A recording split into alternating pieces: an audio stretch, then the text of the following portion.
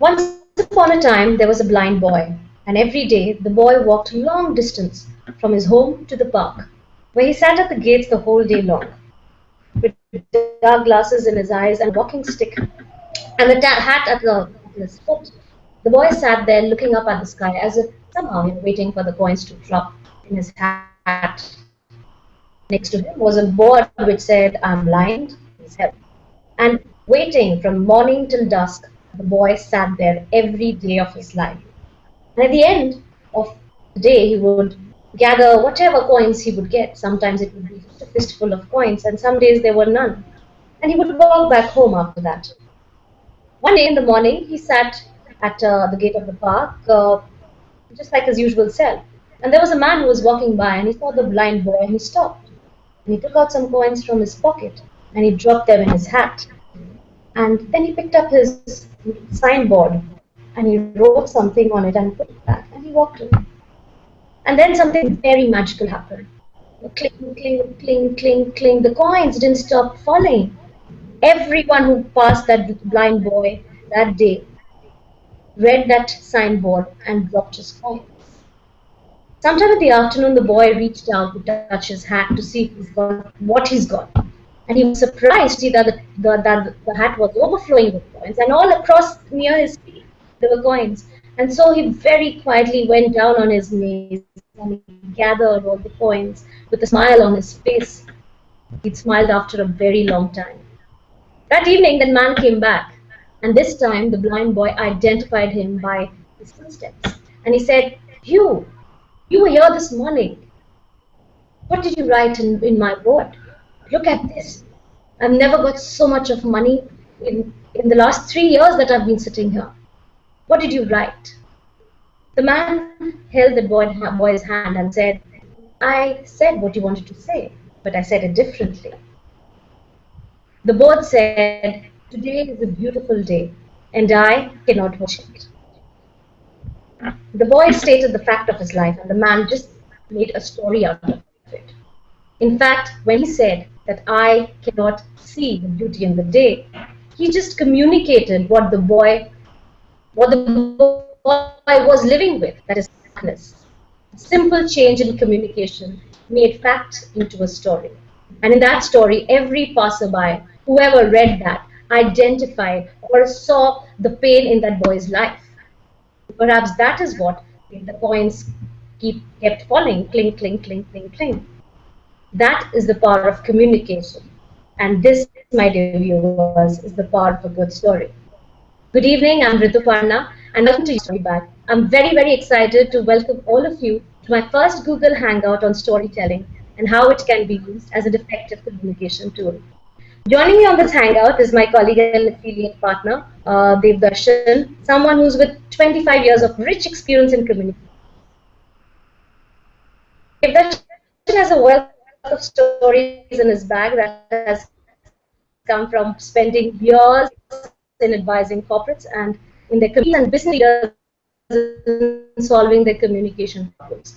All of this is an absolutely passive television and digital media.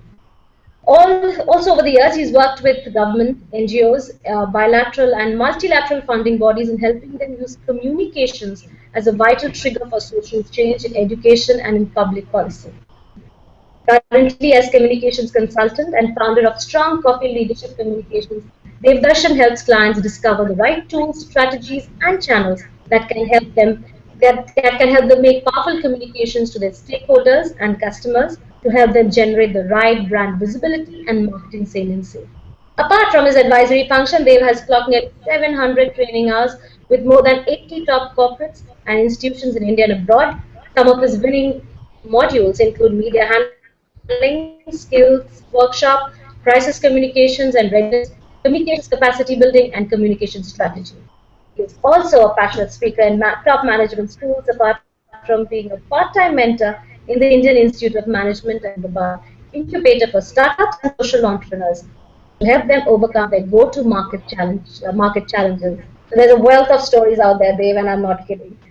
Okay, so storytelling is the new buzz in town, Dave. Everyone is talking about it, and everyone is curious about it. Some are trying it, and a lot of them are still ignorant. So as a communication communications expert, tell me, what does storytelling do to communications as such? Okay, Over to so you. thanks, Ritu. First of all, thanks for making me a part of this. I must, start by telling you that, the maybe sometimes I might not be able to hear the question because in India, the bigger story is about actually getting the bandwidth right and therefore being able to hear each other on a Hangout. Having said that, I think for those who are a part of this particular Hangout, will possibly be looking at this whole gamut of storytelling as a newfangled idea that corporates are now coming up with.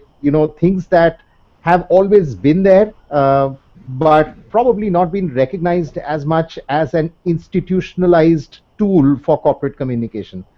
Um, India has been a land of stories. India has always been somewhere where we all like to hear a good story. We also like to tell a good story. And I think that's been a very, very rich culture, right from the days of the Nawabs to today, in the corporate world. I think the other thing that is starting to happen now is that corporates are now starting to gradually realize this whole power of standing above the clutter. People are messaging very vigorously. They are all over the world, all over the place. Media is filled with inputs coming from corporates, and somewhere this whole battle for images and this battle for image creation is now getting to some kind of warp, if I'd like to put it that way. What is happening is the whole battle for distinctiveness is today being felt much more than ever before, and How can that's where, I be different from others? It's basically, how yes, can I be different from others? precisely, and that I think is actually causing this need for storytelling, where the corporate is not just known for some hard facts that it has trotted out so far, but also for some softer aspects which makes it more touchy feely, something more not just credible, but it's also something that people would like to sort of associate with. So that's really what is happening. Just to give you one example of this, I mean, if you really see what storytelling is all about, I'm sure a lot of us have heard about this brand called Patagonia. Patagonia is a travel and outdoor clothing brand. And if you landed up on the Patagonia's website, the first thing that you see is a set of banners which are talking about these great adventure stories of people. Somebody is on a mountaineering hike, somebody is on a trail, somebody is on a cycling hike, and stuff like that. And each of these stories are beautifully being told. These are human stories. These are human stories of passion and human stories of, shall I say, achievement. And this passion and this achievement being felt by users of Patagonia makes what Patagonia is all about. So they are not actually going and talking about how strong that pair of jeans is, or how great or trendy that shirt is, or that T-shirt, or that holster is from where you hang the bag. But it's just about the story surrounding Patagonia that makes Patagonia the cult brand it is. In fact, it has a huge loyal follower base, and that's, I think, what a great brand building story is all about. So there you go. The power of storytelling. It is just that one example which will probably summarize what I have to say. So it's a question of standing apart from the others, being different from the others, and being heard differently from the others, so that people feel for you, want to be a part of you, and want to be your fans. So from being just mere followers to fans, that's what storytelling does. Right. But then storytelling, obviously, you mentioned about corporates and brand building and how a brand, communicates its message through a story. But then, let's look at the other side. Given the rise of digital medium and social media, even a small or a mid-sized company could, be a challenger to a big corporate. How critical is then storytelling in this big fish, small fish kind of world of business? You know, the other day I was just looking at at the web. I mean, this being a passion, I generally go through a lot of material that is up there on the web, and this was before a workshop that I was conducting for a mid-sized organization in Delhi. These guys are in very high-tech medical equipment, and being a B2B kind of a business, they have so far only spoken of their technical prowess, and that's all they have done.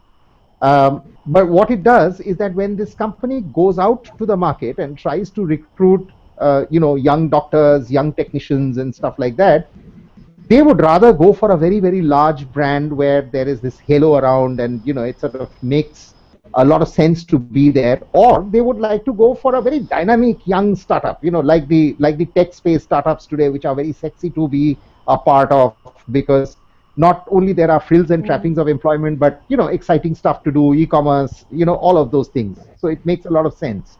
But here is this dull, boring, medical equipment company and stuff like that, and nobody was really willing to look at them. So one of the things that I was called upon to do is to kind of give their brand some degree of identity. So I had to give them a brand messaging structure and all of that, which is par for the course insofar as communications is concerned. But what had to be done was to make this company also very attractive to potential employees and people who are within the organization.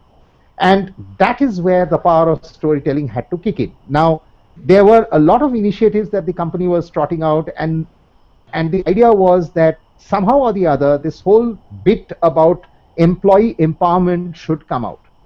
Now, while I was advising them, I was searching for an example, and what I sort of stumbled upon was a company called eMinds. It's an organization down south, and they have this little video which is up there on YouTube. You guys, whoever is watching this, can take a look at it. They do this nice 10-minute video, which is from the employees themselves. So, and each employee is talking about how exciting the company is from a growth perspective, from a learning perspective, from an entertainment perspective, from a work perspective, from a mentoring perspective, and stuff like that. And each one builds in a little short story. So it almost goes like, so when I first came to this company, such and such happened, and then this is what I did, and this is what I got. So I think stories within stories built into this one chain of Bombay Talkies kind of 10-minute clip, I think it made brilliant sense. And eMinds is, as you know, coming back to the question you asked, is not one of those large organizations which can vie for space with the other tech companies. And I think that's a great learning for all of us. When an organization of a certain size makes storytelling a very, very powerful tool, and therefore demystifies also the company's very technical domain that it straddles. And I must say, and I must confess, that I advised the client that I was advising on the medical equipment side to probably take over a similar kind of approach. Of course, what stories they will tell is a part of the campaign. I can't reveal that here, but suffice to say, that's how smaller organizations can actually stand above the clutter, and it makes it tremendously. It makes a tremendous difference. I mean, if you look at the stories of startups today, they have their own stories to tell from a fundraising perspective.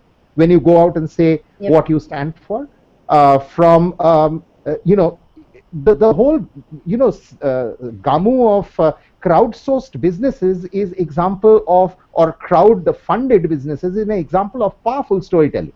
When they've gone out into the public, they have said something, and at the end of the day, people have believed in them and have sort of funded them. The corporate Kejriwals, if you like, Right. when the Goliath and the David battle, and the smaller guy is actually makes a very, very powerful story pitch and wins the battle. Right.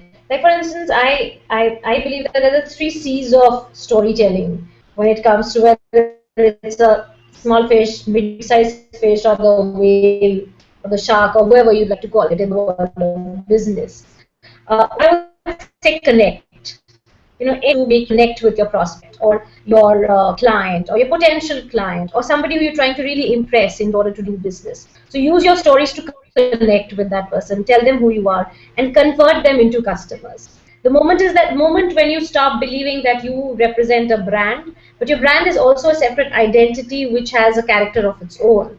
So the moment you try to humanize your brand and use that story to connect with your potential, let's say, client, it makes a lot of difference. The other is convey. You as a subject matter expert or somebody who has a niche in that field will be able to convey your expertise, your knowledge, your thought leadership in some sort of way or the other. That's where your other stories come into being. Whatever you've done in the past or you're even doing right now, how can that be used, put together in a story and conveyed, because that shows that you do. The third is, of course, to create. Every business, each one of us has a story in progress. So right now, for instance, between Dev and I, we are creating this first hangout of ours, which we hope is going to be the first of many down the months to come. And so, as let's say storytellers and communicators, this is the story, for instance, which is in progress for us. So even that story is very important, because that connects you to your client who you're working with. That, look here, we are doing this, we're in the process of finishing this service, or we're polishing this product, would you need something like this? And connect it and convey that message across to your client and win your customers. So these are three C's, let's say, I say, when it comes to storytelling and for any kind of audiences that I like to talk about. Uh, okay, this one is for solopreneurs and small biz owners and creative entrepreneurs. An exercise in personal branding, getting the right stories out is also very, very important. Because a lot of solopreneurs like you and me, we are working all alone. We're Yeah. trying to get, have our niche in the market, tell people what we do, and get them interested. So how important is important is storytelling for people like us, and what does personal branding do to, let's say, perception, all of this? You know, I think that's a very, very interesting question, because for solopreneurs, I think this whole concept of storytelling um, sort of transcends into this area of what they call personal branding and networking. Let's put it this way, because at the end of the day, when there is an individual who is going to be out there either looking for business or out there sort of establishing his brand of art, if you like. And when I say art, I mean he could be a chef or a painter or a golf teacher, for all you like.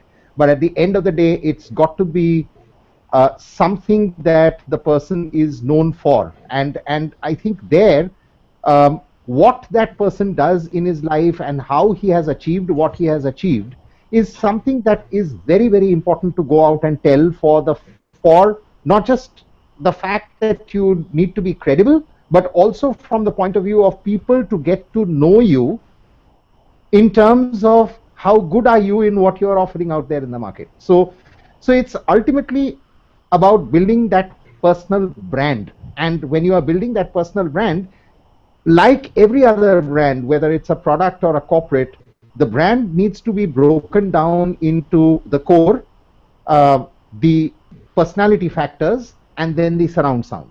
So the core could be about a great, let's say, painter or an artist.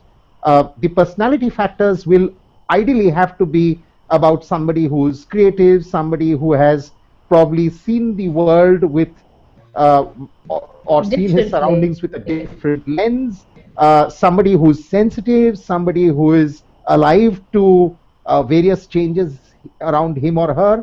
And then the surround sound is about how that person dresses, how that person walks, what that person has done probably in a public gathering and stuff like that. Mind you that a lot of this, out of for a lot of successful people, and I don't mean any malice to anyone, is very carefully thought out. And that's how this whole personal branding works. And so right from clothing to behavior to mannerisms to where you want to be seen, what you want to say, is a very carefully planned out strategy. Now, all of this, if you really put together, are various components of that person's personality story that he is trying to communicate. Uh, Let me add a word of caution here. The word storytelling is very loosely fitted into a whole bunch of things. So even an advertising is called storytelling. A shake of a hand or a bat of an eyelid is also called a storytelling. I mean, which is okay, but that's how some leaders are today probably seen. Political leaders are seen all around us. We analyze every movement that they make. But having said that, when you string all of these things together, then that starts to communicate a very, very powerful story about what that person is all about. And let me also add here very quickly that a story is not always verbally told. A story is often visually told. And a visual storytelling is probably much more powerful than sometimes verbal storytelling. Storytelling itself is more powerful than a very cut and dried factual representation of who you are, because it has that fluffy, feely, touchy thing which people remember more. A visual is probably more remembered, like a photo is probably more powerful than the written word. Similarly, a visual is more powerful than the spoken word, and therefore visual cues also add to storytelling. So coming back to the question that you put to me, how important is it for solopreneurs? I think it is entirely important. So probably 100 on 100, I would say. And all that they say about their past experiences, current attributes, things that excite them, things that they have done, things that they plan to do, the way they dress, the way they talk, the way they communicate, where all they are seen, all of these contribute to that branding and the storytelling, which is absolutely critical for solopreneurs. Right. But then storytelling, like, it's like you said, somebody who's shaking a hand, a bat of an eyelid, everything is becoming storytelling today. But then let's say when it is about, actually standing out there and sharing your story with someone, you obviously need to understand who are you sharing your story with, and what is the purpose of your storytelling, because, one story doesn't, it's not like the umbrella storytelling exercise that one story fits all, one size fits all.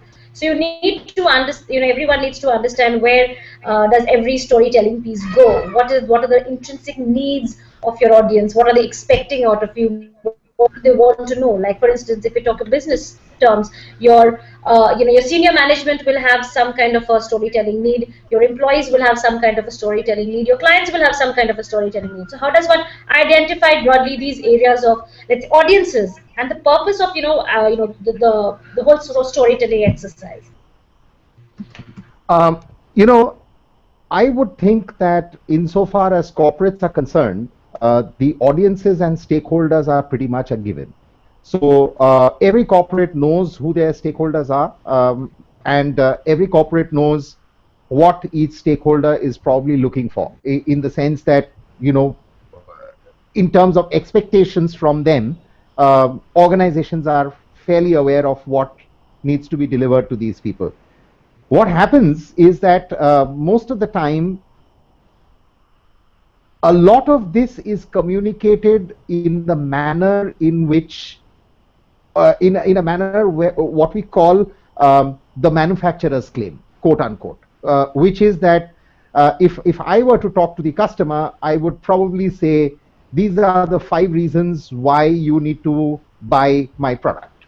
That's what I would say. So I would probably factually justify my products, give the 5 great reasons. It's like, if you buy this cold cream or this fairness cream, you will be fairer. I mean, it's just that apple to apple kind of communication. Unfortunately, what large corporates, and this applies more for large to medium to large organizations, they don't understand that it is not a cold cream. It is not as simple as a product and product proposition. There are many layers to a corporate, just as there are many layers to an individual and layers to a personality. So when you tell a story, it's about the personality factors and the surround sound, like I mentioned in the answer to the question earlier.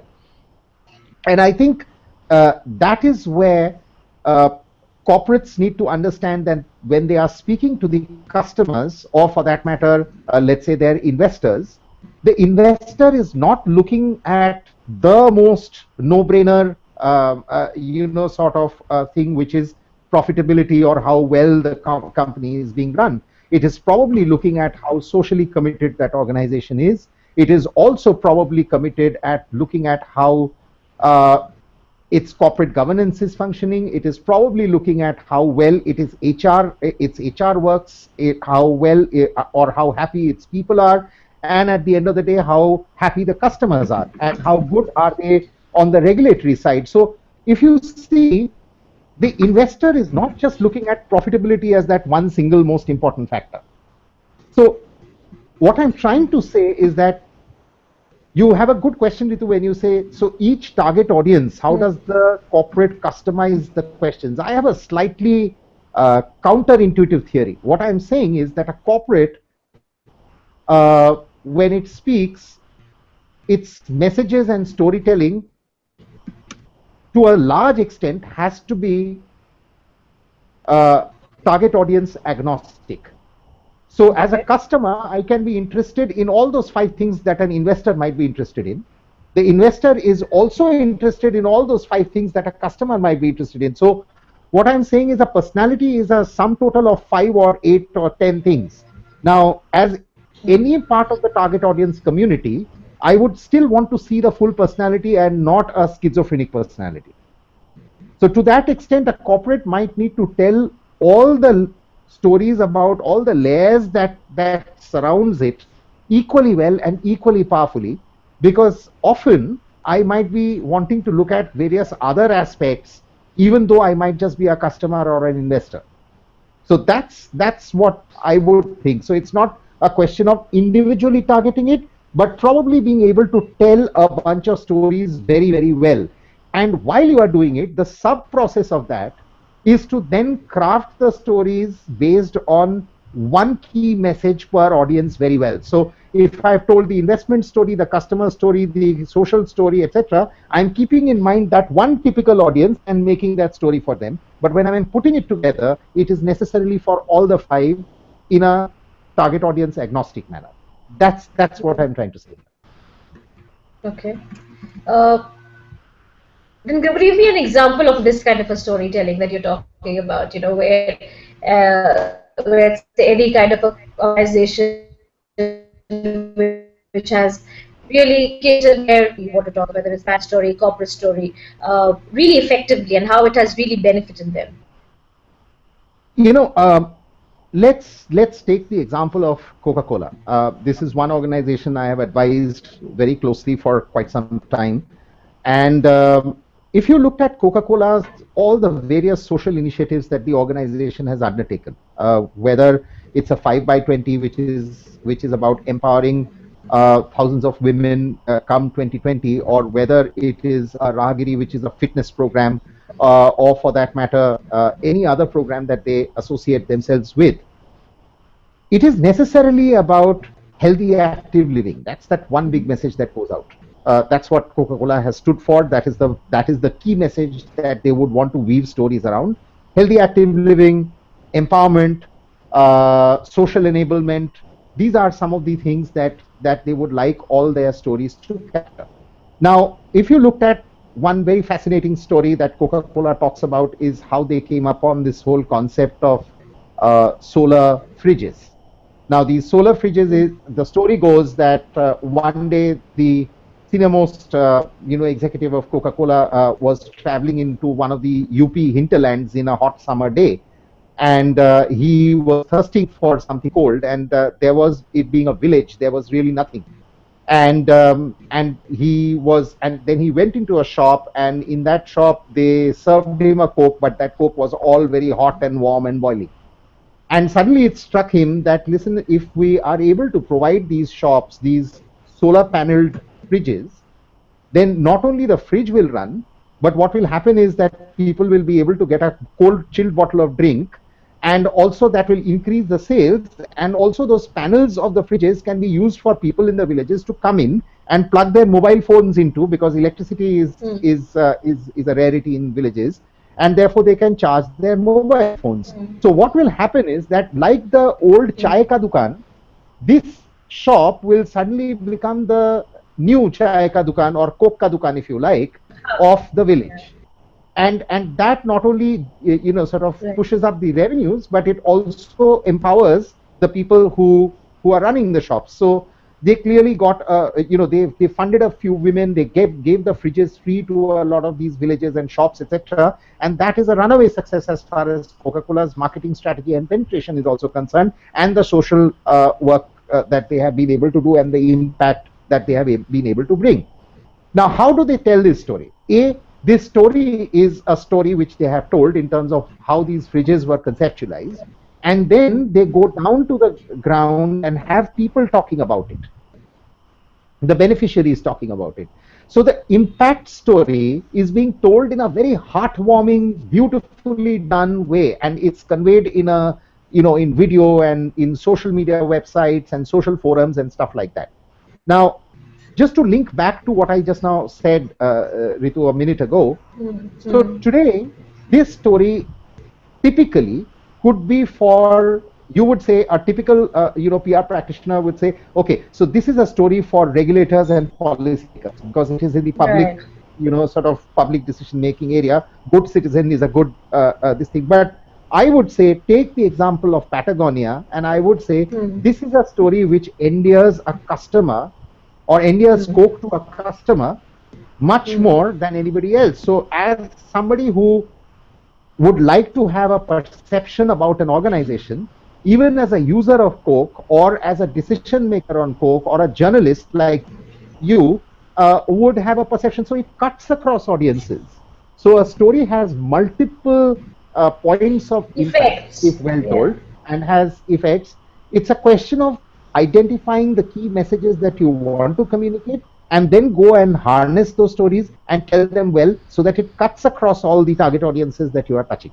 So it's not necessarily about directing a kind of story to a kind of group. It's really a target audience agnostic storytelling, which makes an organization very, very successful, both from a brand and a corporate perspective.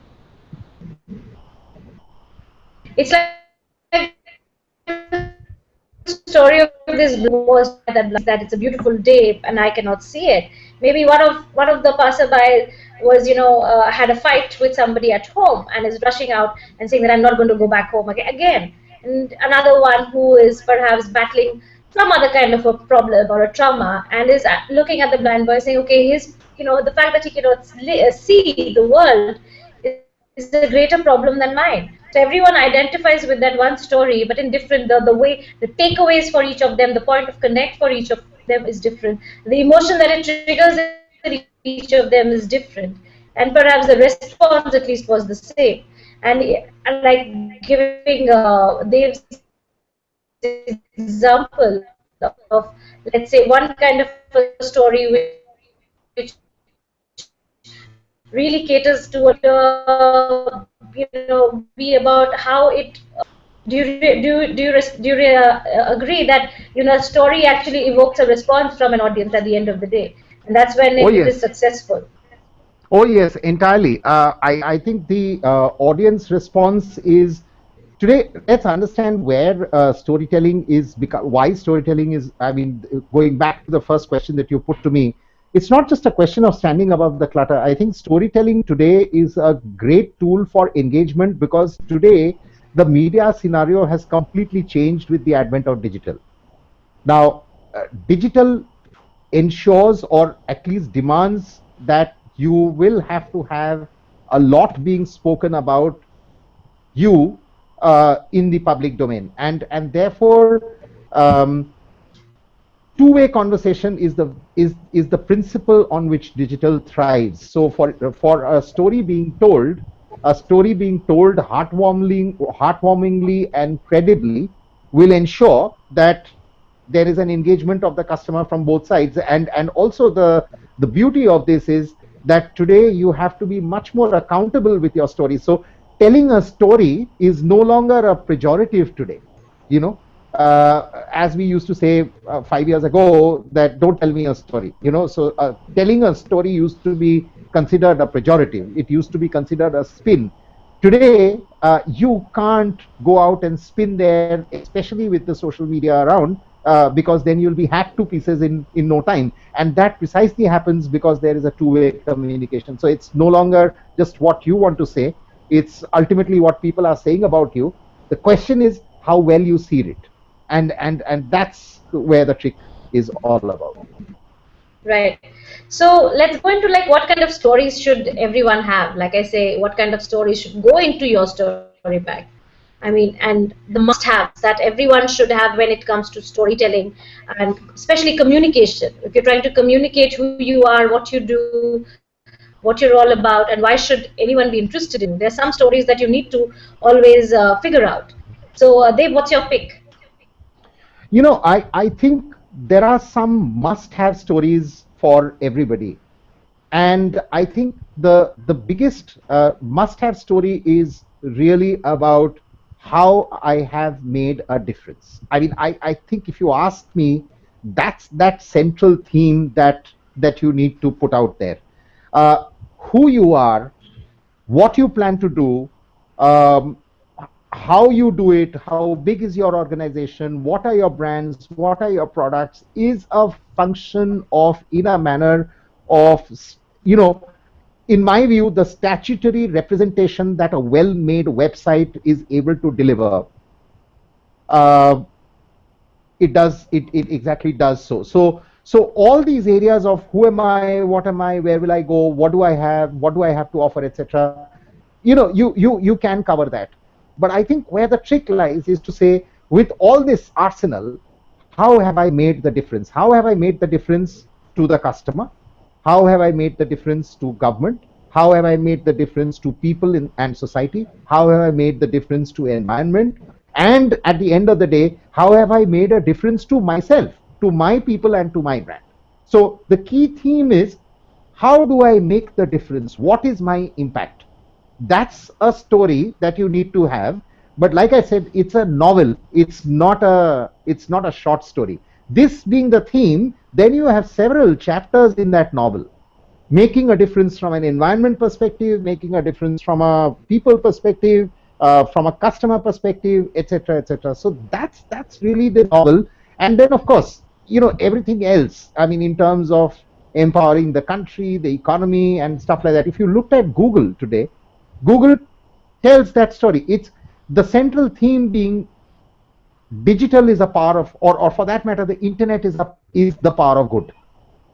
Internet makes that difference. It makes sure that the society is empowered, makes sure that there is wealth generation, connects people, aggregates knowledge, all of that. These are the narratives under the internet is the power of good.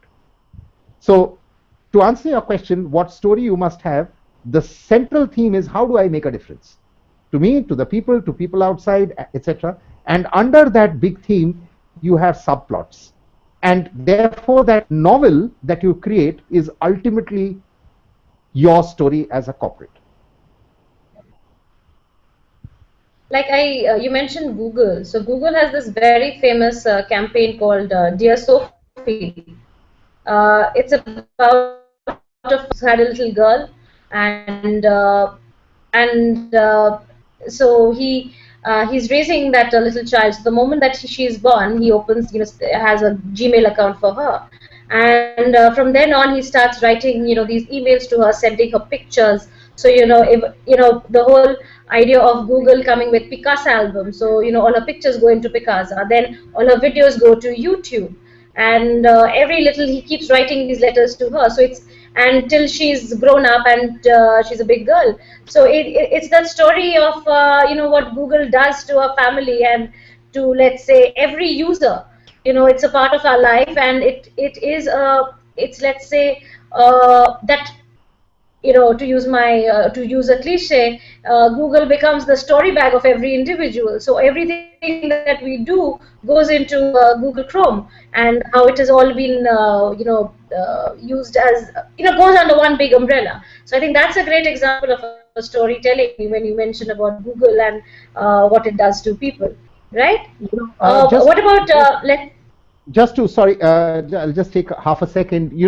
Just to give you another example of how Google always is known for doing things which are slightly googly, if you like. And one of the things that I stumbled Yeah. upon the other day, of course, Google has gone much beyond the early days of Google. But I think the biggest part of when they and I was talking about subplots. So let's say if YouTube were to be a subplot, the YouTube big thing was anywhere anytime video upload. That's really how I take away from YouTube. So you could have a video, you could watch the video anytime anywhere. So today, which is why the Google offline videos have come about, so you can download a video and you can watch it even on a flight. Similarly, you could upload a video from anywhere, and that is where probably today the world is being taken by storm. So people upload things on YouTube, and you have governments changing and regimes and heads rolling and so on and so forth.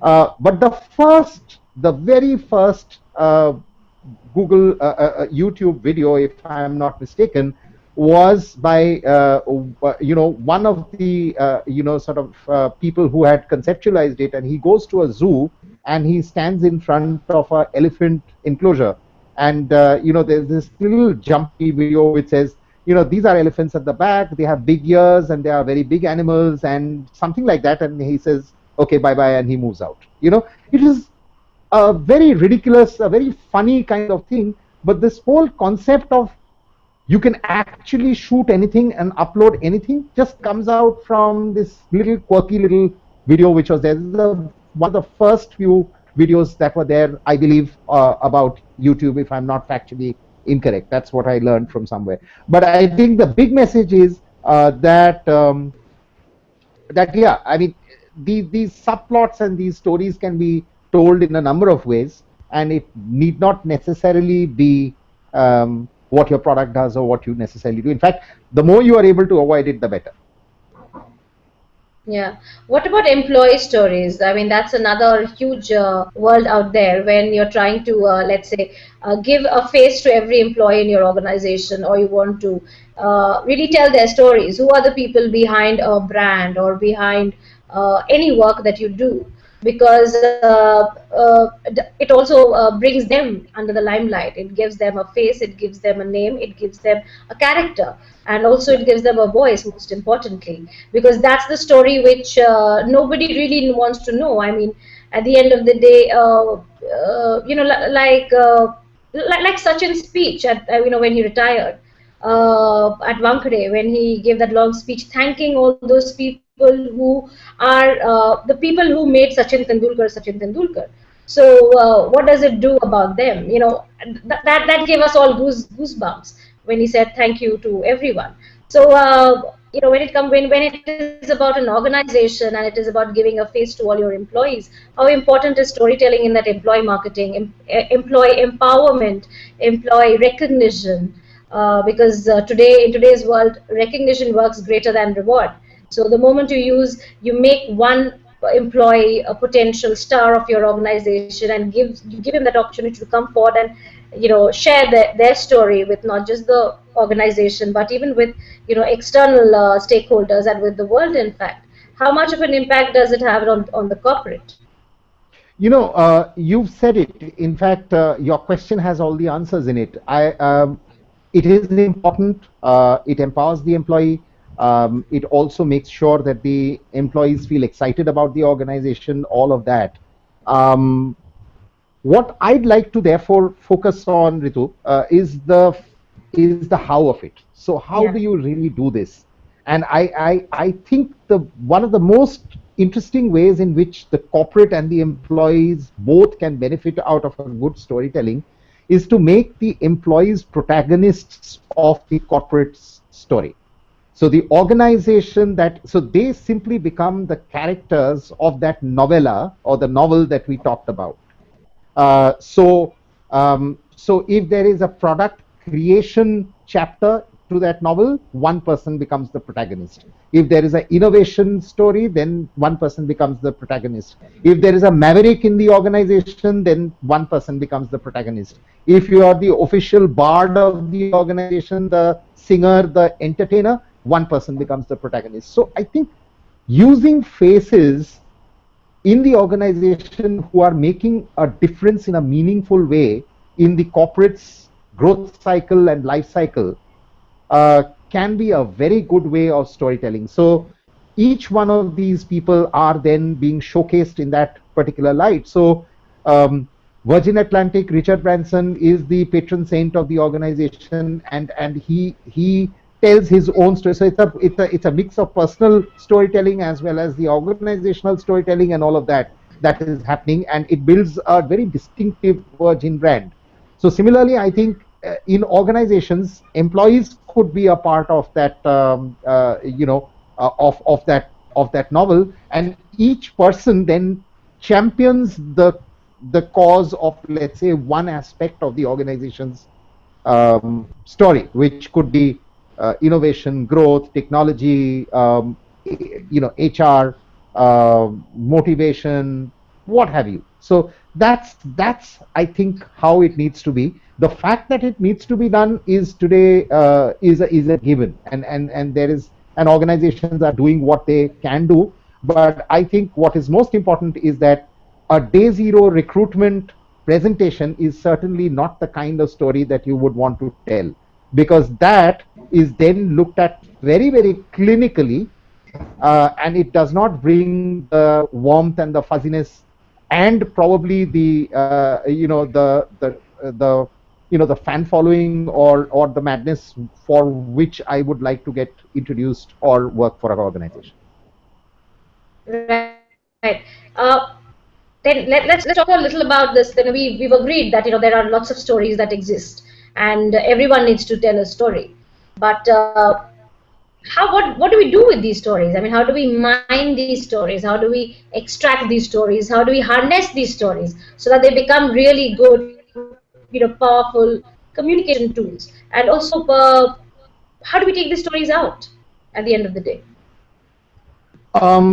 I think, Ritu, that's a very, very important question, because over the last few minutes that we have talked, we've agreed on the fact that stories need to be told, and we've touched upon various examples. We've touched upon various ways in which organizations go out there and tell their stories. We've looked at how sort of touchingly stories can be told and stuff like that.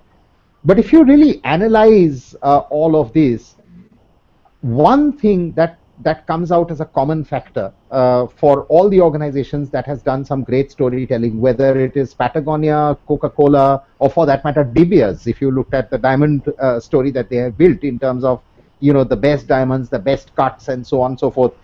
This whole thing about diamonds forever is not just a brand tagline. They created powerful stories behind it and stood by it. Or for that matter, the Swiss watch companies, look how brilliantly they have actually went and told stories of technology, of passion, of precision, and so on and so forth. So the one common factor really is that a lot of effort goes into doing this, and that effort is not just mindless effort in terms of trying to dig out what are the 10 great stories that are there within my organization. The effort has to be subdivided in, first is, as an organization, you need to sit around the table and figure out, okay, what are my strategic marketing and image objectives? So you need to be clear on that. That's step one. Step two, if you have these strategic marketing and image objectives, what are some of the things which my target audiences are looking for insofar as I am concerned? That being identified, then you need to look at, fair enough, now let's look at the big messages that the organization needs to communicate to these audiences. That's the third step. Once you identify these messages, then you need to figure out, how am I going to communicate these messages? This is where the trick lies. And when it comes to how am I going to communicate these messages, a lot of organizations in India, at least as far as you still don't have that fad where you're hiring chief storytellers and things like that, like HP does worldwide, or for that matter, Sun Microsystems does worldwide, and things like that. In India, that not being the case, a lot of us still take the traditional route of advertising and public relations, etc. And although those are storytelling in some form or the other, it is not the true blue storytelling, because you haven't quite crafted the stories that start to make a difference, impact the audiences differently, and like I said, make your fans into followers. So that being the fourth step, the fifth step is about really going out there and harnessing them from people. And the sixth step is then putting all of them together. So these are six very evolved steps which require a high degree of engagement, a high degree of time, a high degree of understanding and resources. So an organization should be driving a culture of storytelling from top down so that everybody is contributing in that process, and the process is somewhat automated so that these stories are being generated, captured, and then being trotted out. So while the communications department plays a big role here, at the end of the day, I think if any communications department were to start doing this process in a very engaged manner, they'd probably start losing sight of the more important communication tasks, which is also something that which is their primary objective. Now, once you've got these stories, once you've finished all these six steps, I think then it's a question of how you're trotting it out. So how will the leaders go out and speak some of these stories out? So leadership speaking, and sort of basically building capacities for leaders to be able to tell stories in their speeches so that they capture it. Then you're talking about the stories that are being told in the media. So therefore, how would your PR agency typically go out and talk about it? Then you're talking about stories through advertising. So even in advertising, whether you would go and just do a quick product ad, or would you do a har ek friend zaruri hota hai kind of Airtel stuff, which actually told a story about the need for connectivity in a very, very brilliant manner, with all the youthfulness, or Pepsi's story building around youngest son. I think that's the advertising avatar of storytelling. So then it needs to be rendered, and finally, and not the least, which is this whole thing of digital, and being able to then go out and plant those stories in forums, on your websites, on the blogs, on social media, and create and generate a two-way conversation. So that's really what it takes, in my view, which is a fairly involved and engaging process. Right. Storytelling has always been a community exercise. Everyone, traditionally, and it's not talking about now. In fact, as long as storytelling has existed, it's always been about people gathering together at the end of the day, sharing their stories, talking about who they are, what did they do, and how did it make them feel, their experiences, their wins, their losses, and everything. In an organization or any kind of a business, storytelling, in fact, flows in all directions. It goes from up to down, from down to up, laterally, vertically, diagonally. So people don't really, it's not always the top, let's say, corporate leader who is going to tell his stories, and they're going to trickle down to the bottommost person. Even the bottommost, let's say, employee can have a story to tell, which is going to impact the entire organization. So storytelling, at the end of the day, is completely about having faith in having faith and respect for one story and the other ones, in fact. So, and it's about building a community where everyone comes forward and shares his story very openly.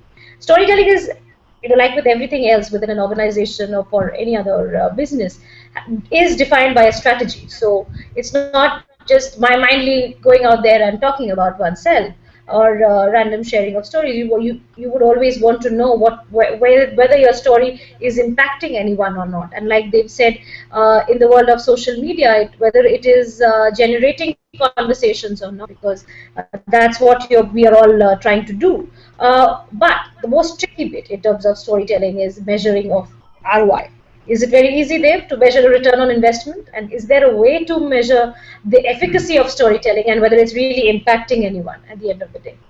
I think, to keep it very short and crisp, I think the only way to measure ROI today is not just easy, but it is also, I think, it separates the truth from the hyperbole, which is, how is the digital media and your audiences reacting to the stories? What is the kind of impression that is being communicated out there in the digital media? I think if you are hearing conversations, if you are a part of the conversations, you instantly get an impression of where you are headed with it. I think that is the biggest measure. So, the digital feedback is so honest and so clear. It is probably much better than any one of those traditional brand tracks that we used to do for many, many years. You can still do a brand track. They are not irrelevant. But I think the digital shows you the biggest mirror. And if you're asking me, that's probably the biggest measure of success. Right.